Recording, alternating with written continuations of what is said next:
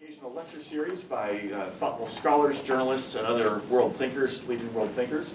I'm Will Inboden, the director of the Clements Center and a professor here at the LBJ School, so it's an honor to have all of you, and a special honor to introduce Christian Caryl. Christian has a very distinguished background spanning multiple disciplines, multiple continents. He's a native of Midland, Texas, just down the road, although hasn't been back there in a while. We were talking, was educated at Yale, then was the Newsweek bureau chief in Tokyo for a number of years and in Moscow for a number of years. For those of us like me and others in the room old enough to remember, this was back when Newsweek had some real heft and profile, and I still remember being a kid in Tucson, Arizona, when the highlight of the week was when the newest weekly edition of Newsweek would show up. So anyway. More recently, Christian did a stint with Radio Free Europe, Radio Liberty, and he now, actually he and I share a couple of affiliations. He's now with the Legatum Institute, a London-based think tank that I used to work with. He is based in Washington, manning their Washington operations, and is a editor with Foreign Policy magazine, where he runs the Democracy Lab. So he's a man of many talents and many accomplishments, but why do we have him here today? Because he's written this fascinating book, Strange Rebels, 1979, and the Birth of the 21st Century. And just to provide some context, I think this book is a wonderful, encourage all of you to buy it. If you have any copies here, I'll happily sign them afterwards. It's a wonderful illustration of that phenomenon, how profoundly important events can happen right in front of us, and yet it's not until hindsight that we can understand just how profoundly important they were. So as Christian will talk, 1979, you've got the Iranian Revolution, the Soviet invasion of Afghanistan, Pope John Paul II, Maggie Thatcher, Deng Xiaoping in China, all these discrete events happening over the world. At the time, each one would generate its own headlines, but how do we make sense of that? How do we understand that? And that's where the craft of the well-trained journalistic and historical eye comes into place. Only in hindsight can we see, these disparate events all over the world come in 1979 come together to, and I didn't even mention disco, nor does the book, thankfully. So come together to help shape the world and the many challenges we have today. So please join me with a warm round of applause to welcome our special guest. Well, thank you so much for coming today. It's an incredible pleasure to be back in my home state again. And it's really very pleasing to see so many of you here. I thank you so much. I know there's so many other things you could be doing right now. So I'm always very grateful when people take the time. So before I forget, because I always forget, this is my Twitter handle. And this is the handle of Democracy Lab, which is the product I produce, as Professor Inboden was saying, for Foreign Policy magazine.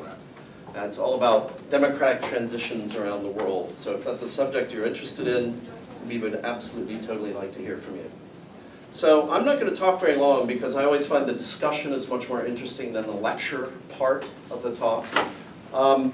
So how did I get on the idea of this book? Well, it's kind of an interesting story. I think it's interesting. Let's see if I can make it interesting for you. I was, in fact, a correspondent for Newsweek when 9/11 happened. And a couple of weeks after 9/11, I was in Afghanistan with a bunch of other correspondents from Moscow. It just so happened it was easier to get into Afghanistan from Russia at the time. And a few weeks after that, I found myself in Kabul, which had just been liberated from Taliban rule.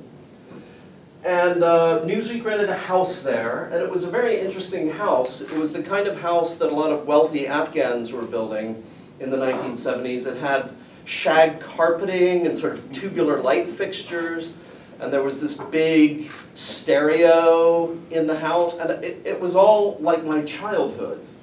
It was all very much about the 1970s. The whole decor, it was our sort of ranch-style house with these sliding doors.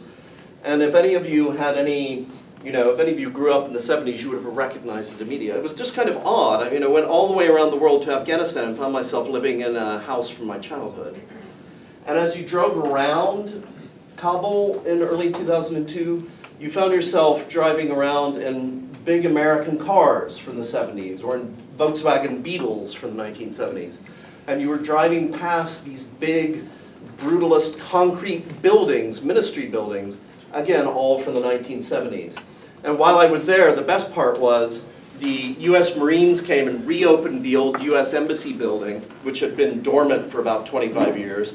And in the basement of the embassy building, they found a big stash of Billy Joel records, right? With a record player I don't, maybe some of you have never even seen one, vinyl records, a record player. And of course they immediately set it up and started playing the Billy Joel records, and just as immediately started drinking the 25-year-old beer that they found stored in the basement, because they were US Marines. And the more I began thinking about this, the more I began thinking about this oddity. Why was everything so 70s? And at one point, when there was a lull in reporting and I managed to have the chance, I found myself in the bookstore on Chicken Street in Kabul. Have you been to Kabul at all? Did you ever make it there? I found myself in the bookstore. And the bookstore is very interesting. They had buried a lot of stuff during Taliban rule because the Taliban didn't like pictures, as you've heard. And when the Taliban fell, the owners of the bookstore dug a bunch of stuff out and put it back on display. And among the things they put on display were these fantastic postcards of Afghanistan in the 1970s. And they were things like women posing for fashion photos, no headscarves. A woman holding a cigarette, modeling these fantastic ethnic fashions. And there was a beautiful picture of a European guy swimming in the sparkling crystalline pool of the Intercontinental Hotel, which was, again, this very 1970s beautiful building. And when I was there, the pool had not been filled with water for 25 years. So again, you were really confronted at every step with this dramatic contrast between Afghanistan in the early 2000s, which was this place that had been bombed back into the Stone Age, where the women were walking down the sidewalks in these light blue burqas. You could not see a single woman's face.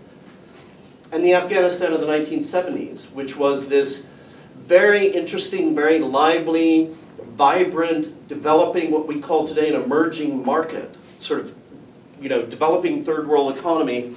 And it was very much in the 1970s, early 1970s especially, it was actually a huge tourist destination for hippies, right? It was kind of the Bali of its day. And you would rent a Volkswagen, minibus in Istanbul, and then you would drive all the way across, Iran and Iraq into Afghanistan, where the dope was really cheap. And the people loved foreigners and loved hanging out with foreigners and smoking dope with them. That's what, one thing that Afghanistan was in the 1970s. I talk about this a little bit in my book. So what in God's name happened? And of course the simple answer is that Afghanistan in the 1970s was really a place of tremendous internal contradictions that tore it apart. And then on Christmas 1979, the Soviet Union sent its troops to rescue a failing communist dictatorship that they'd sponsored and launched basically, decades and decades and decades of warfare that killed probably over 1 million people, wiped out the society, tore away all the institutions, and that's what we are still trying to cope with there today. Now, I became so fascinated by this that I thought for a while about writing a book about that period, about what had happened, and I realized for a variety of reasons it wasn't necessarily so interesting. I don't speak any of the languages there. I couldn't really do a proper book about it. And so I began thinking maybe it's something not just about Afghanistan, but something broader about this moment at the end of the 1970s. And as a quick aside, I should say that after I was in Afghanistan, you can guess the next place I found myself in, that was Iraq.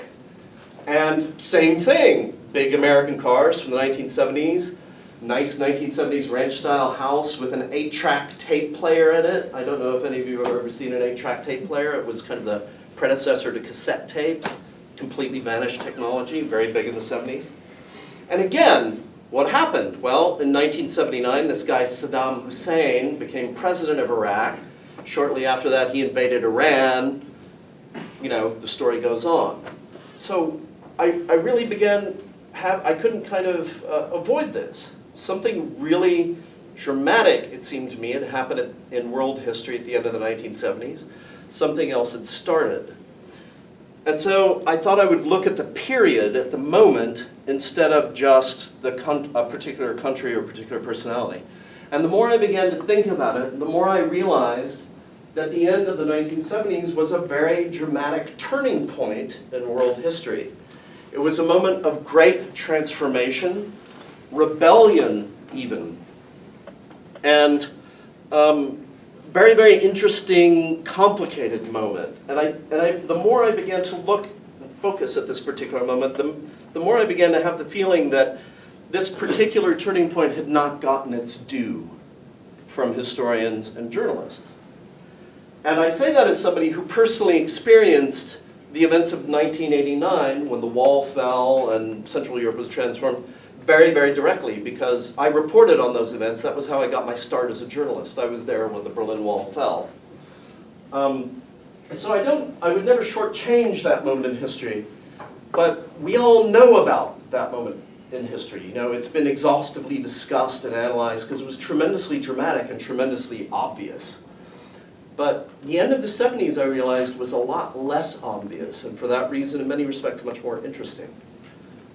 So the more I thought about it, I realized, wow, big events, some really, really big events. But they're events we never think of as simultaneous, as synchronous. So not only the Soviet invasion of Afghanistan, which of course unleashed the first modern Sunni Islamist jihad against an outside, quote-unquote, Western power. There was also, right next door in Iran, the Islamic Revolution of Ayatollah Khomeini. And these two events were not unrelated. We think of them in isolation. We think of them as very distinct, unrelated events. But in fact, the Iranian Revolution, which was a Shiite uprising that brought a Shiite Islamist political movement to power for the first time, really, in several hundred years, actually that had a lot to do with the jihadists, with the Sunni uprising against the Soviet invasion next door in Afghanistan. They were very closely linked, in fact. Very different, but very closely linked. And then there was also another interesting religiously motivated event about the same time, which you would never associate with those things happening in the Islamic world because it was so different. That was the election of John Paul II as the first non-Italian pope, again in many hundred years. He was elected in October 1978 as pope. And in 1979, in June, he went back to Poland for the first time as pope, and triggered this enormous outpouring of emotion and drama that went on for 9 days. And probably a third of the population of Poland came out onto the streets and into the fields to greet him and celebrate Mass with him and celebrate their religion. And again, this was a very striking, odd thing because, you know, this is the period religion was supposed to be dying. God was supposed to be dead. For the whole period after the Second World War, we had seen all of these decolonialization movements and the rise of communist movements and socialist movements, and economic theory was very much influenced by Keynesianism, by socialism, by theories of the state, and it was all very much about, you know, it's all going to be secular and progressive, and that whole God thing is just so not important. And John Paul II, along with these other religious movements, suddenly served as a very dramatic counter-argument. Well, wait a minute, maybe there is such a thing as religious politics. Just as a quick aside, anybody remember one of the things that happened in the United States in 1979 was the foundation of something called the moral majority, which helped Ronald Reagan to get elected. Again, just the whole idea that religion could be a force in politics was, you know, people really hadn't thought about it very much. Another thing that happened in 1979, and I love this illustration. And this illustration, by the way, was originally done for an article I wrote in Foreign Policy magazine about this whole subject. I love the picture of Margaret Thatcher, right? Who still haunts British politics. I just came back from a trip to London. Like no other politician, except for possibly Winston Churchill, you can barely open your mouth without taking up some kind of position, good or bad, on this woman. And she was elected in May 1979. Again, a completely transformative figure. People didn't appreciate, indeed, how transformative she was going to be. But it was already clear she was something, the moment of her election, it was quite clear she was something very, very different for British politics. How different would only become clear a few years down the road.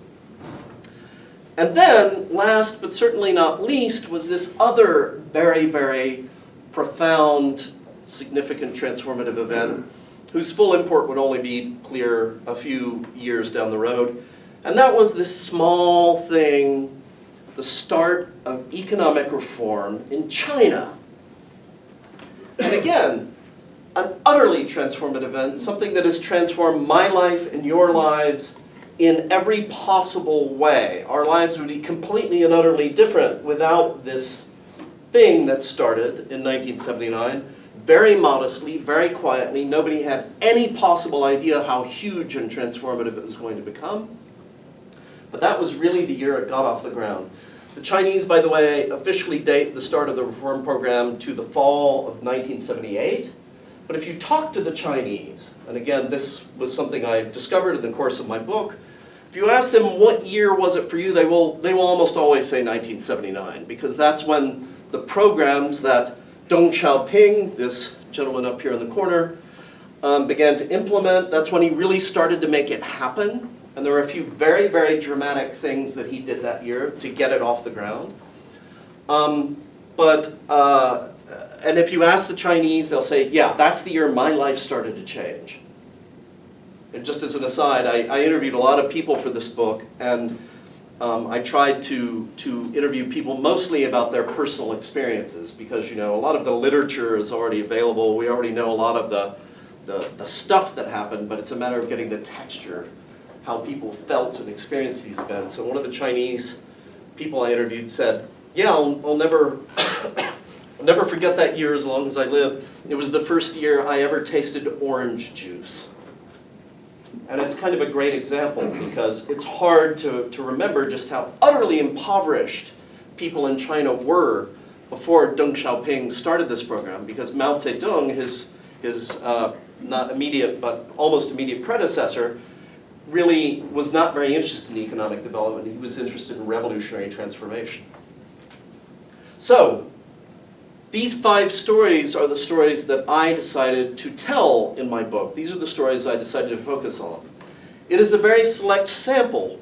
There are a lot of other things that happened in 1979 that I chose not to focus on. I ended up not writing about Saddam Hussein.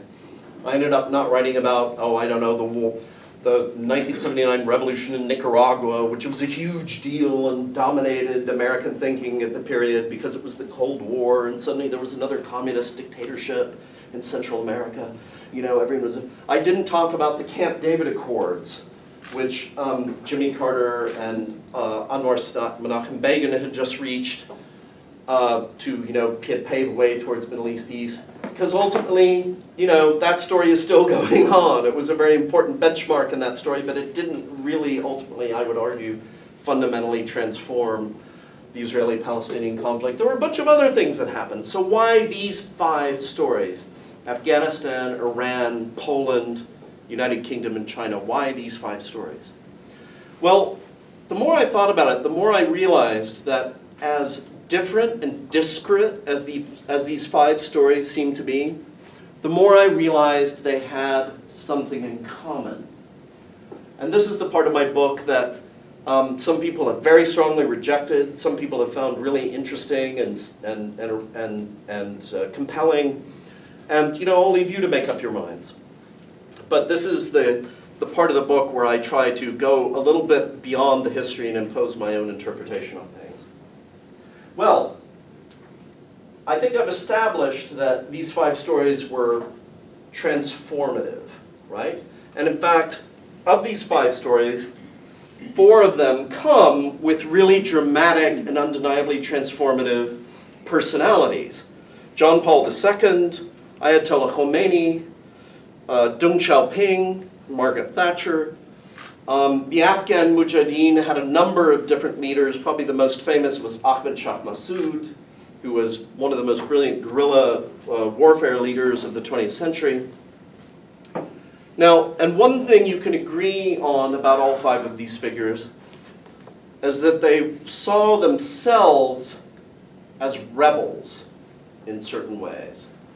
Obviously, the Mujahideen in Afghanistan were genuine rebels. They were rebelling against their own government. Ayatollah Khomeini was rebelling against the Shah. He was a revolutionary leader. That's all very clear. John Paul II was, of course, a man of very conservative politics, but he saw himself as rebelling against a godless, materialist world order dominant, that was being attacked, besieged by atheistic communism. So I think he might have agreed that he saw himself as something of a rebel. Margaret Thatcher loved calling herself a rebel because at the time her own party was very much a centrist party that bought into a lot of the social democratic Labour consensus in England. And so she loved talking about herself, for example, as the rebel prime minister of her own government. In other words, she was rebelling against her own people in government, not just against the opposition. And in fact, when you hear Sarah Palin or John McCain or someone talk about themselves as a rebel and a maverick, even though they're a conservative, this actually can be traced directly back to her. I mean, someone might correct me, but I do believe she is actually the first modern conservative leader to define herself as a leader of a rebellion, as somebody who was rebelling heroically against the status quo. Now, Deng Xiaoping, was a member of a revolutionary communist party, and he certainly would not have described himself as a rebel. I would, however, because he so dramatically and thoroughly overturned the communist revolutionary orthodoxy of Mao Zedong. So here I'm interpreting a little, maybe I'm taking liberties with the historical record, but I certainly think we can all agree that these were profoundly transformative figures in world history. Therefore, I call them rebels. Define that how you will. But why strange? And this is the point that I'm trying to get at in my book, and I want to close on this thought, the kind of provocative argument of the book, the polemical argument, which is their strangeness. Why were they strange? Well, because they were not the usual rebels. For much of the 20th century, being a rebel was something from the left, right? You were, you were, to put it in kind of the baldest terms, you were a young, ascetic revolutionary, maybe in the 60s or 70s, you had a beard and you believed in free love and you believed in ideas of social redistribution. You believed in overturning the existing social order. You might believe in a very expensive welfare state, or maybe even in a state that completely controlled all the means of production. You probably didn't believe in God. That was a big part of it. There were many different versions of these rebellions, but that was kind of the template for 20th century rebellion. Sort of Lenin, Mao, the Jacobins of the French Revolution. That was a revolution. That's what revolution was about. These are strange rebels. Why? Because they were the harbingers, they were the implementers of a grand 20th century counter-revolution. They were revolting against those ideas I was just describing. This was conservative revolution. Now, I distinguish personally conservatives from counter-revolutionaries.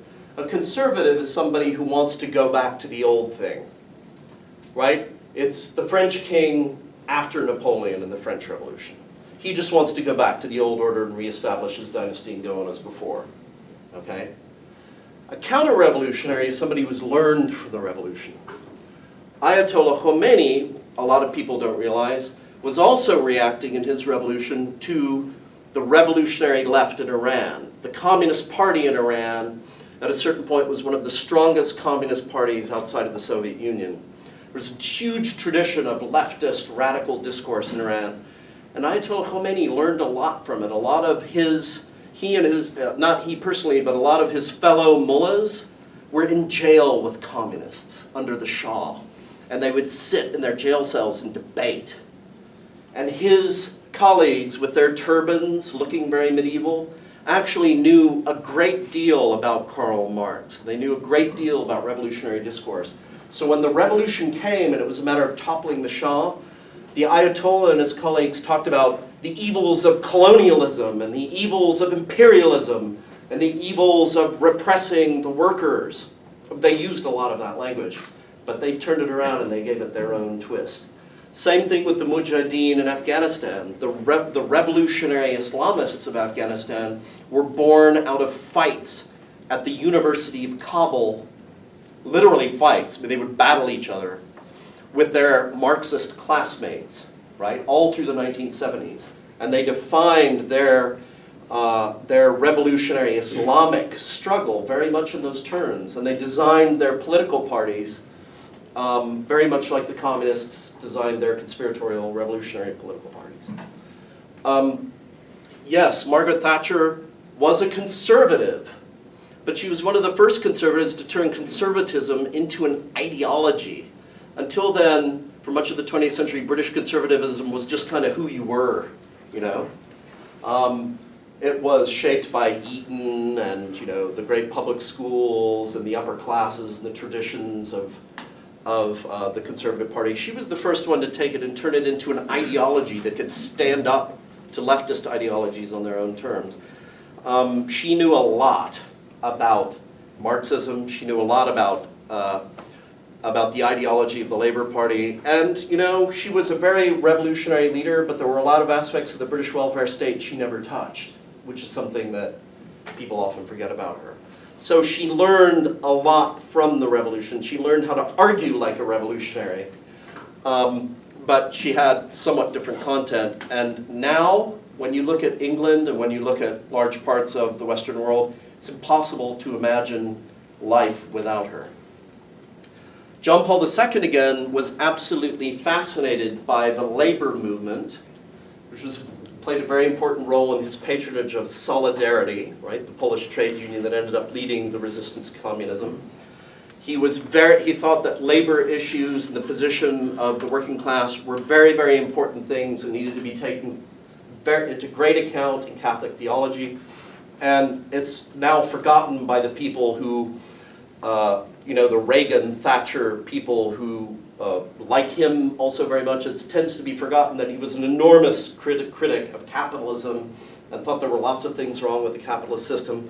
So he was by no means just a conservative. He was a very, very interesting, complex figure, but he had a dramatic, overarching, indeed I would say revolutionary vision of Catholicism and how it could stand up to the communist threat around the world. Who have I forgotten? Oh yes, Mr. Xiaoping. Well, again, he was a communist through and through, almost a communist from his earliest conscious years. He became a communist as a teenager, if I remember correctly. Believed that it was the ideology that was going to raise China up and make it powerful and strong again, free itself from the domination of colonial powers. He was one of Mao's most trusted assistants and aides for much of his career.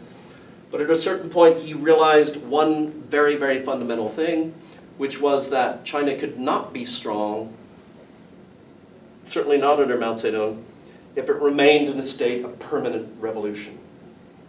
And so Deng Xiaoping became the man who brought the revolution to a quiet halt, consolidated the gains that the Chinese Communist Party had made as he saw it, I'm saying this now in his terms, and who then placed the emphasis on development, on making China rich.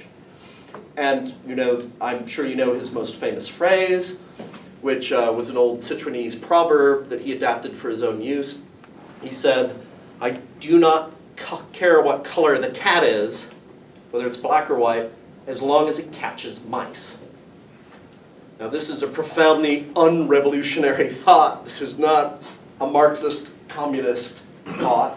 This is the thought of someone who is very pragmatic and has the interests of the state at heart. In other words, I don't care if it's a market or state control as long as it makes people richer and by extension makes the state stronger. So this is the thesis of my book, that the reason we need to pay attention to this date, to this year, is not just because dramatic, radical, transformative things happened, which is certainly the case, And not just because these really remarkable world-transforming characters were a part of the story, which is also the case, but I believe that we need to pay attention to this year because it transformed the world far more deeply and far more profoundly than we usually give it credit for. And in fact, I would argue that the world we live in now is shaped by this year. That's why I wrote the book. So, that's the idea of the book. You know, if I've told it in such detail, maybe you don't even need to read the book anymore, but I would argue that it's still worth reading. So with that, let me conclude that part of the presentation and let's open it up for questions. Yes, please.